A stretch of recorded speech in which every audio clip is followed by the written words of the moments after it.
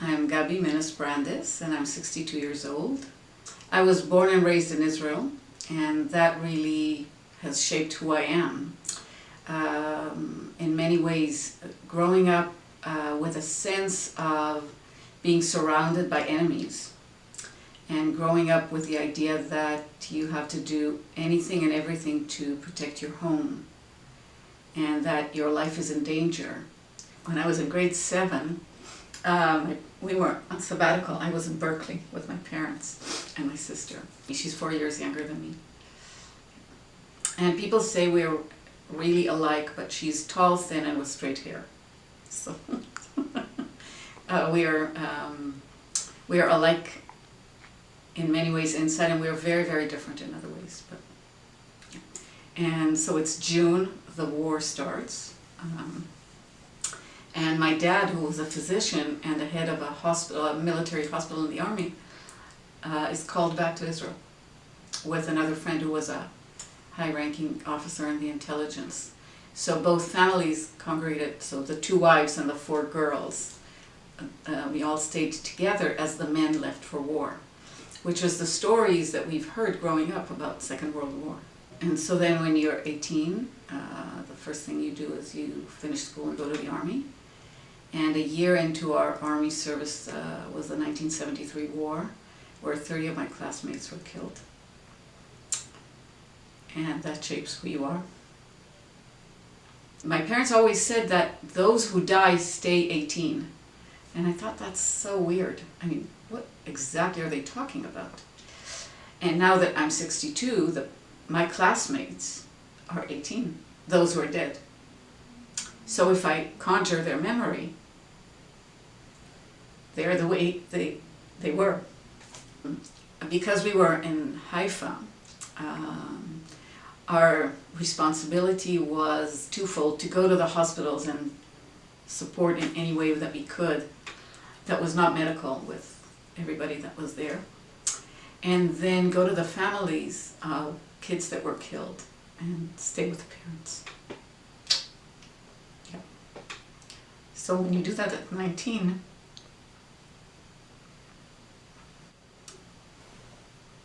it's intense. Yeah, and then years go by, and I continue to do that with my students now. So now it's not my age group, but my students. I was teaching in high school in Israel for a long time, and so kids finish school, go to the army, and then you get the lists. Yeah. So Vancouver is so pretty.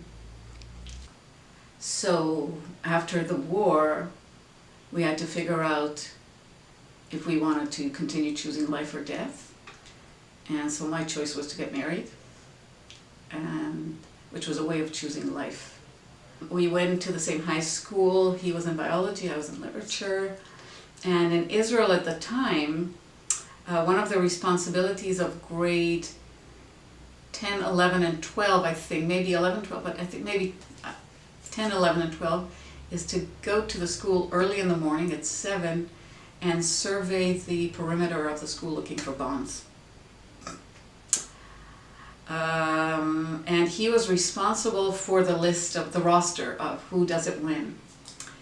And my name showed up on a day that was really inconvenient. And I remember the day before talking to friends saying, I really need to get in touch with this guy. I only know his last name. We called him by his last name. What if I call and he has a brother, which he does, or a dad, which he did, and they answer to the same last name? And so the next day I came and I said, hey, what's your name?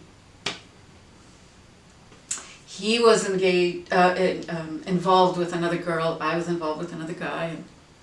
But we realized that we had lots of interesting topics to chat about.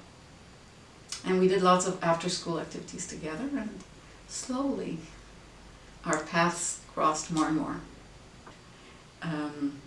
I did my undergrad in literature, in both Hebrew and English literature, and then immediately did a degree in education because I always knew I was going to teach. I was teaching at the time. And then my teacher training was interesting, but it wasn't specific enough or research oriented enough or detailed enough, so I did my master's. after my master's, I trained to be an Alexander teacher. Started sort of in a unintentional way. I was on sabbatical and on maternity leave and had a little bit of time and had 2 Alexander lessons and figured that I must learn this. And I thought, okay, the training is 3 years, I'll do 1 and then I'll go back to my life. But I didn't. It became my life. The Alexander technique is a process that allows us to learn about ourselves, how we operate in the world. Everything we do happens within our bodies, and all our feelings and our thoughts are manifested in a body. And the distinction between a physical action and a mental or emotional action is superficial and misleading. Most of the time they are unconscious. If you study the Alexander technique, or you're an Alexander teacher of 30 years, which is my 30-year celebration this year, then you're more aware of your responses and then you have more choice. Or from a way that we talk about it these days, with mindfulness to the whole self, the relationship between the head, the neck, and the back. There's so many details to think about, but if we focus on that one, we can monitor or maneuver or be responsible for all the other stuff. Other than that, I'm a mother of 4 and a grandmother to 3. We visit our grandchildren every 6 weeks. Not enough in my mind, but my husband was a pediatrician and realized that as a pediatrician he saw only part of the child that was very medical and physical, and he was intrigued by the whole child. And he was accepted to UBC to the Family and Child Psychiatry program. So we came for a temporary student permit 4-year thing a long time ago.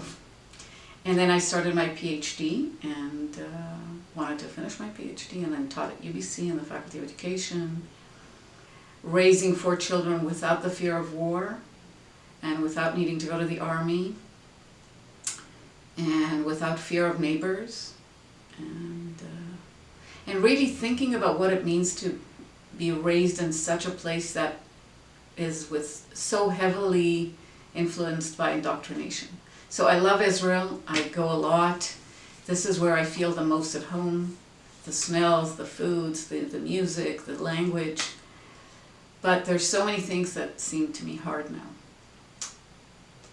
And I don't want that for my children.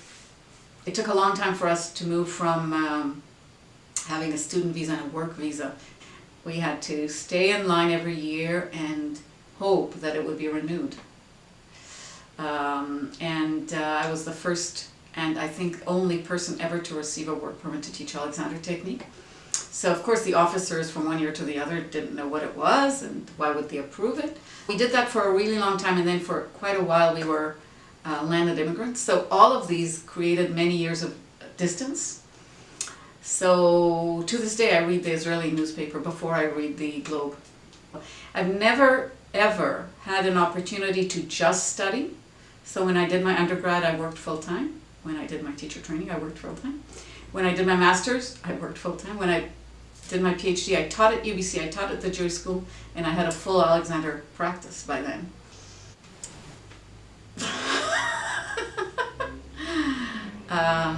I'm not sure. I did the laundry at 2 in the morning, and I always woke up really early to do my academic work before the kids woke up.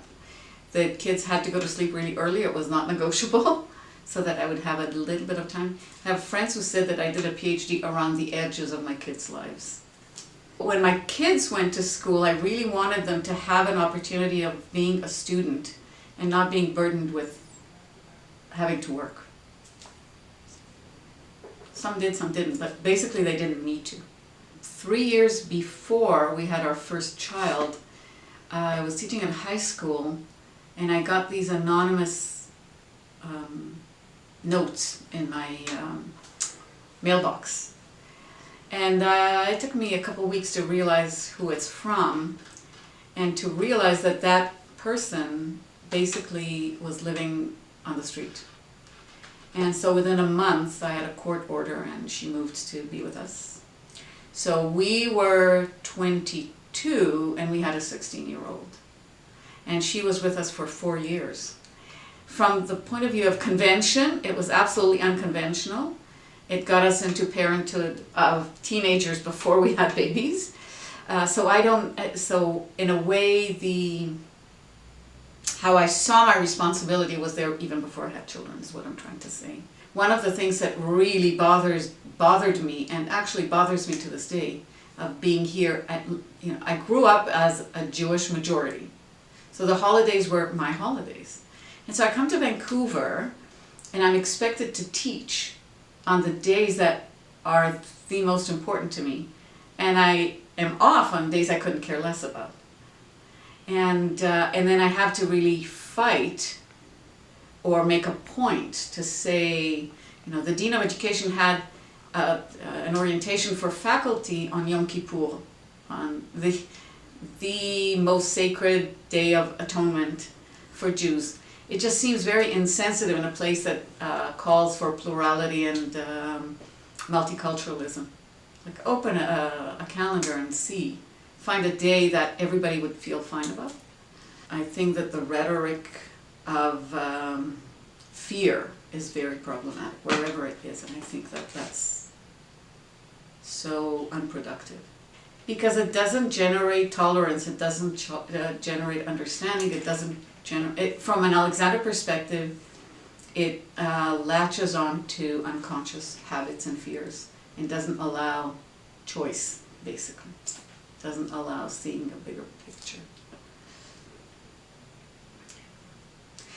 So as much as I loved growing up as a majority and being heard and noticed, I really enjoy the multicultural nature of Vancouver, of having to see other people. I think it's really good. And I think there's no other way to live together.